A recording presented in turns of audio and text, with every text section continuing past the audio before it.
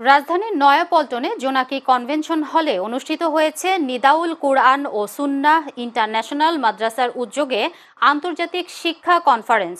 প্রতিষ্ঠানের প্রতিষ্ঠাতা প্রিন্সিপাল হাফেজ কারি মাওলানা শহীদুল ইসলামের সভাপতিত্বে অনুষ্ঠিত এই কনফারেন্সে প্রধান অতিথি হিসেবে উপস্থিত ছিলেন মাওলানা ইলিয়াস গুম্মান। বিশেষ অতিথি হিসেবে উপস্থিত ছিলেন মাওলানা ফয়সাল বিন নাদিম। অনুষ্ঠানে কেরাত পরিবেশন করেন শায়খ কারি আহমদ বিন ইউসুফ আল আজহারি।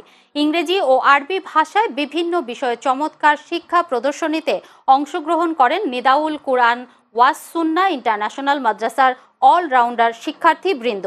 মনোমুগ্ধকর এই আয়োজনে অতিথিরা বলেন, যুগ চাহিদার আলোকে বহুমুখী যোগ্যতা ও দক্ষতায় গড়ে তোলার অন্যতম প্রতিষ্ঠান নিদাউল কুরআন ওয়াস সুন্নাহ ইন্টারন্যাশনাল মাদ্রাসাটি সমন্বিত শিক্ষা ব্যবস্থার এক নতুন দিগন্ত উন্মোচন করেছে।